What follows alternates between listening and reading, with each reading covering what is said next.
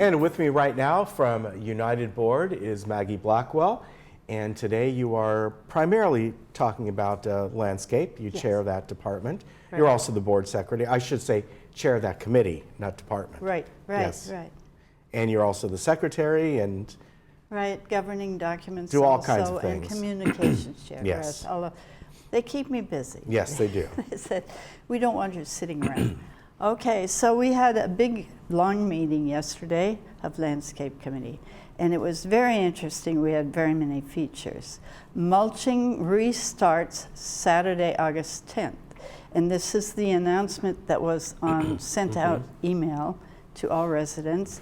The landscaping division makes 100% of the mulch used throughout the village from green waste produced by regular landscaping and tree maintenance. Mechanical issues with the mulch making equipment temporarily impeded progress, but on Saturday, tomorrow, from 8 to 2, staff will be out in force mulching flower beds in cul-de-sacs 11, 58, 218, 220, and 223. Mulch will be available today, even now through Tuesday, August 13th, on the Clubhouse 4 parking lot, starting at noon on today. Okay. And bring your own container, because we're not giving out plastic bags. Oh, so people can go get You can go get your own mulch for your own pots and things. Oh, that's nice. Now this is obviously, they got enough of it that they have people enough. Want. That's right, great. Right, because we now have, finally our equipment is in good shape. And very good. And so please alert your friends, though, with asthma and breathing difficulties to be aware that mulching will be going on again, because some of them are very sensitive. When it first comes out, it really does kind of smell a bit, and there's dust involved, but it takes a couple of sprinkler cycles for it to settle down. So people with asthma have a hard time. Oh yeah, and even if you don't, I know with me, I've been out in the yard this past week doing stuff, and hence, you know, I feel it, not asthma, but you know, it gets in your sinuses a little bit. It does. Okay, and we have now officially this month, we switched to the 5-year tree trimming cycle. Trees due to be trimmed will be trimmed up to 1/4 of the canopy will be removed. This is good because it keeps the tree from getting brittle. If the weight is too heavy on the edges, the tree branches get brittle, and that's when they break. Right. So we're going to trim a little more. Unfortunately, we're doing this trimming now when one wants all the shade possible, but it's the best time to do it. Okay. We will do it for that tree this year. And so other trees will wait until next year because they don't need the attention this year. So we're on a rotation system by the species. So we'll be doing certain ones. And let's see, our turf reduction, this is our turf program. Our turf reduction program looks for several things in order to, turf takes a lot of water. Right. And so we look for areas that are on slopes where the water runs off, and we look for areas that don't have, they have grass patches and it's not showing up well, and that are difficult to mow. And an example of one of the projects we're going to do is when you enter gate 1 and you come to the stop sign, just on the right here is a slope which has a whole grass area. It's a lovely grass area to look at. But I watched the mower on it the other day, and I thought I wouldn't want to be mowing that. It's very hard to mow because he's got to come down the side of the slope and go back here and off the front of it. So it's not good for mowing, and it's not good for water runoff and so on. So that's perfect for turf reduction. Now we've selected 5 areas, and a landscape engineer is now going to, this is new for us and for third. A landscape engineer is going to design the plantings that will replace the turf. Before we haven't, and we've just kind of done it ourselves. But this will be a much nicer effect because the landscape engineer will say, we're going to put this here, and it'll be beautiful. Very good. So that's really wonderful. Now we have something else.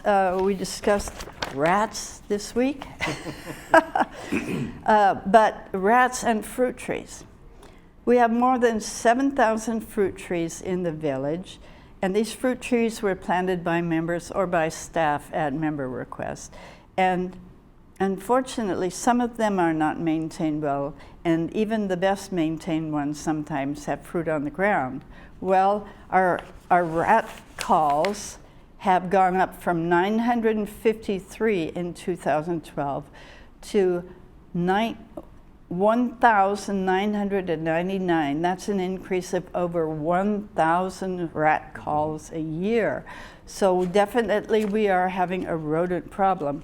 And did you know that coyotes like lemons? Coyotes like lemons, really? Yeah, I couldn't believe it. I didn't know that. So they said coyotes like lemons.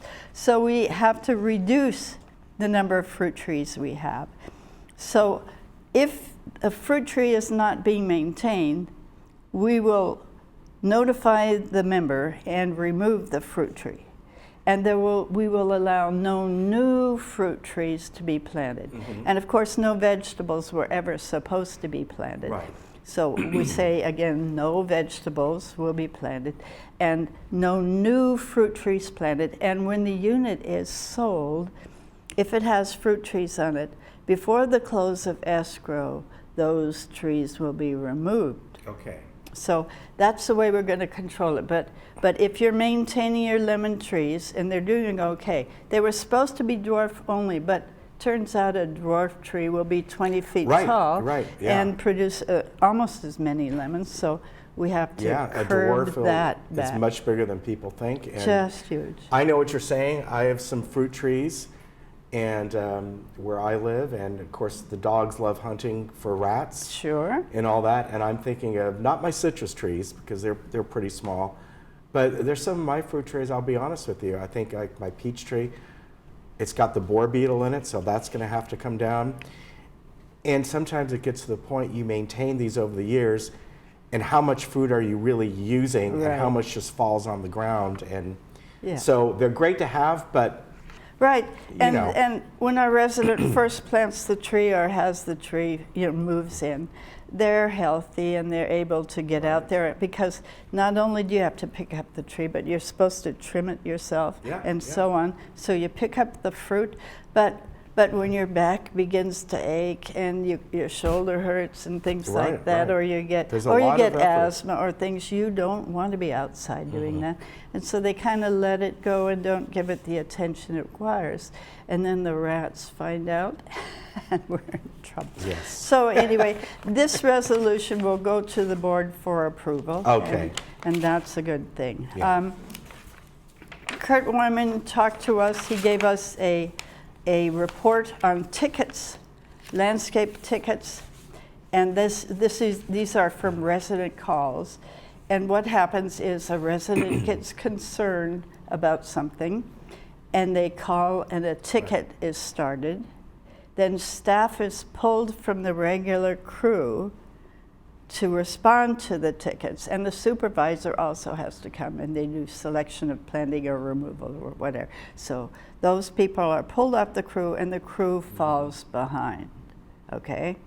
Then the landscape quality suffers, and we're slowing down. And then the residents get concerned who are not, and they start to call.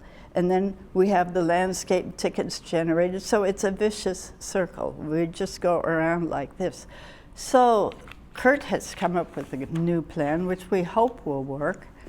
But our staffing is down 18 landscape staff since 2014. So we're working with 18 fewer staff in landscape since 2014. It would be great to have them again, but apparently we're not going to get them. So what we're starting now, Kurt is starting now, is Third and United together.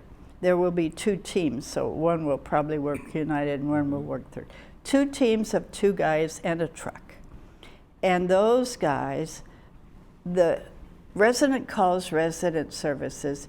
It goes to a coordinator who schedules them, who listens to the problem and schedules them And then the ticket crew, we're going to call them the ticket crew, they are dispatched to go out and solve the problem. So instead of having a supervisor come one day and then somebody else come next day to dig a hole or whatever and somebody to plant it, this crew of 2 is supposed to just work on that problem until it's solved. So they'll come out and remove the old dead plant and bring a new plant from the nursery and put it in for you, and then their ticket is closed.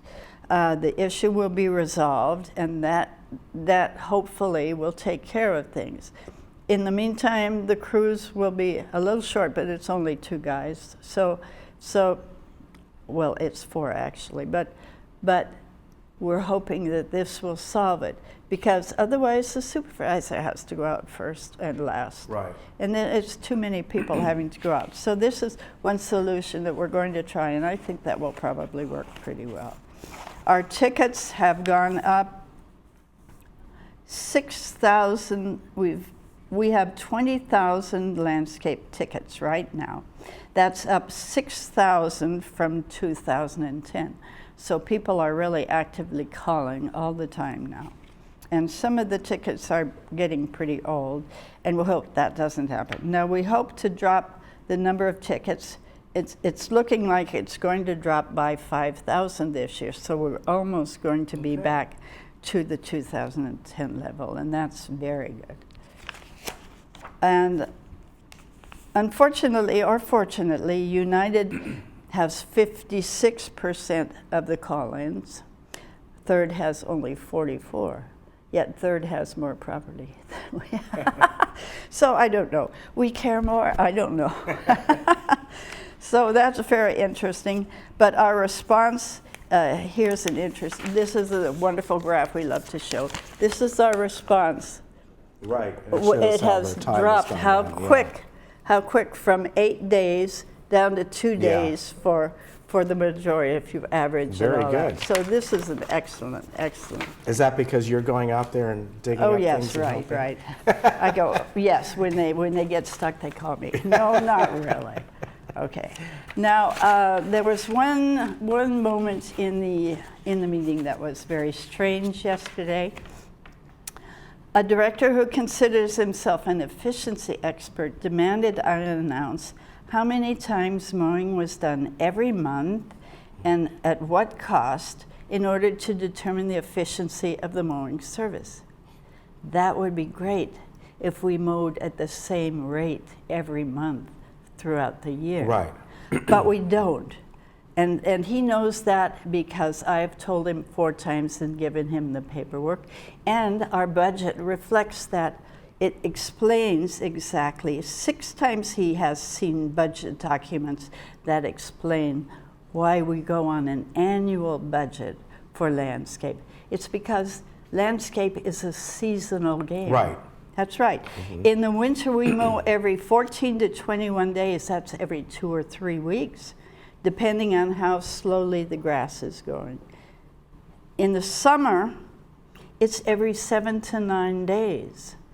So are we less efficient in the winter or more efficient in the winter? Should we move the summer to every 14 to 21 days and let the grass get this tall before we mow it?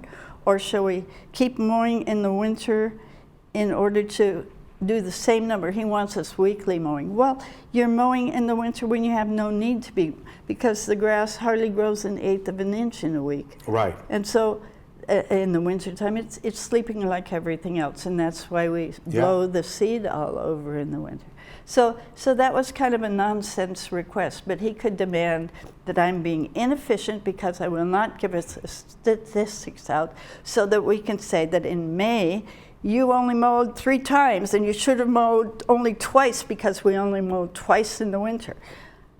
That makes no sense. It's like telling a person, we're going to count up the number of fruits you pick off your tree a year and see how efficient you are, how efficient the guys are at picking the fruits.